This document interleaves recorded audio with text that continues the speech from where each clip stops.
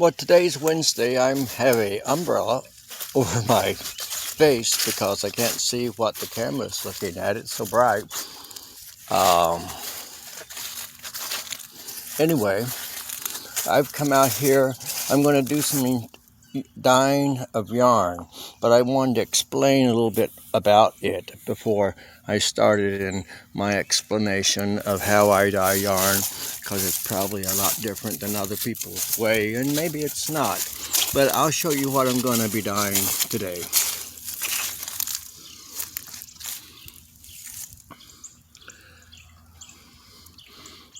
So that's all wool. I use that to dye. Well, when I dye it, I use it to make tapestries and rugs, usually heavier things. And I don't know, those are large skeins. I would say that's probably about maybe 15 pounds of yarn. And I will show you what I plan to make out of those, or what I usually make out of yarn like that when I dye it. And I also am going to dye this. These are skeins of hand spun yarn that I've made, and there is looking at it, there's silk, there's merino wool, there is alpaca, mohair, assortment of different other kinds of wool. And so I'll also be dyeing those, and I'll show you what I use those for.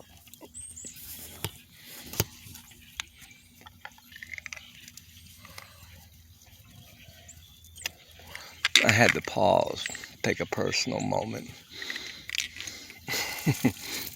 Okay, so this is the thick wool. It's I would consider it tapestry. I would consider it for rugs. You could use it for maybe interspersing. If I was making a shawl, I could use 1 or 2 strips of that, just irregularly, just to bring out some texture. But this wool is kind of scratchy, it's kind of heavy, so it's not really wool to be, like next to the body, because it is a little bit rough, but it makes wonderful rugs and it makes great tapestries. The hand spun yarn is a different thing. This stuff is very soft and it can be used right up against the body. It feels good, it's very soft.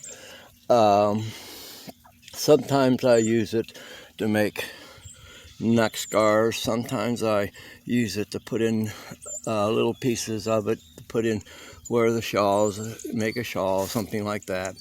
But now I'm going to show you the weavings that, let's say, these skeins of yarn right here, what I would weave with this. So with those skeins of yarn,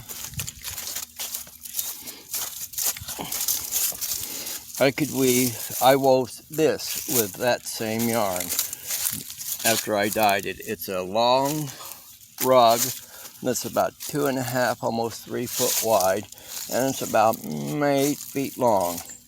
And it's kind of like it's a pile rug, and it's about 4 inches thick.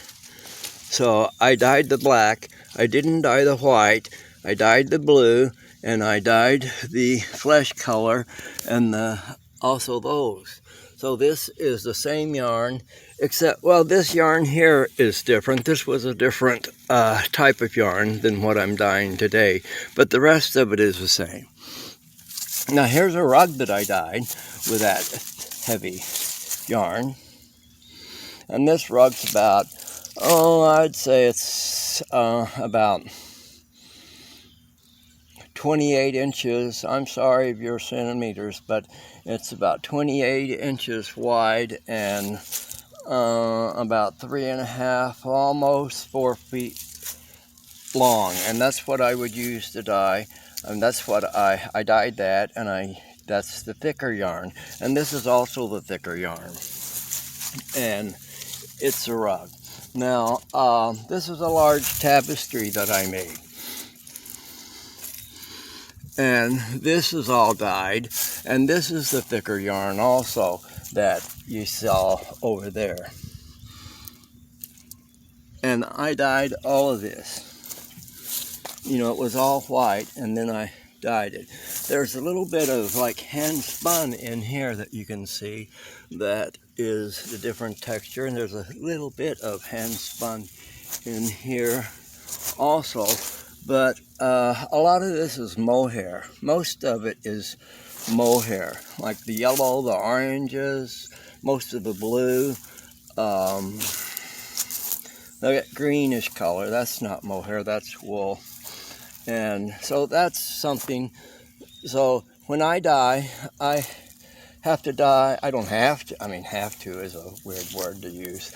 But yeah, I dye in big quantities. That all that thick wool over there would weave this tapestry here. So when I dye, I have to pretty much dye in quantity so that I can have enough yarn. And this is the same way. This is was in that show a couple months ago. I have it now. And this is all mohair, and I dyed all of this. This must weigh about, I would say it weighs about 20 pounds.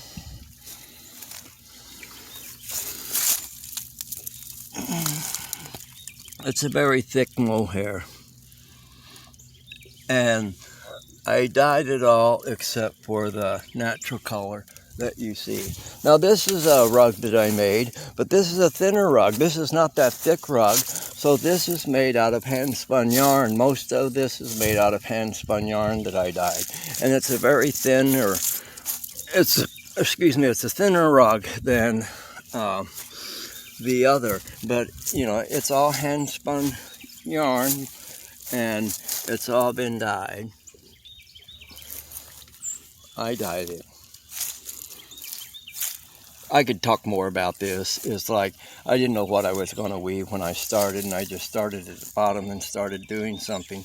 And then all of a sudden I made, I'll do this, and then I'll do that, and then I'll do this. And then when I got halfway, what I did is just repeat what I did at the bottom half.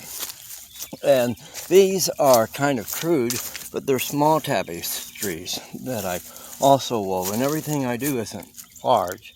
And that's all hand spun yarn and dyed.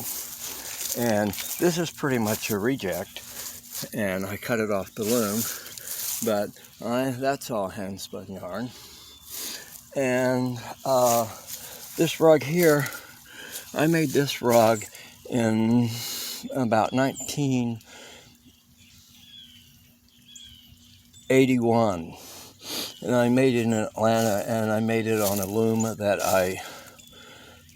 it was like a frame loom, so I made out of 2x4s with nails driven in both ends. And I made the pattern up. I had a lot of yarn that I had dyed and had a lot of little leftovers. And when I was in graduate school, I have a master's degree in fine arts, and my concentration was fibers.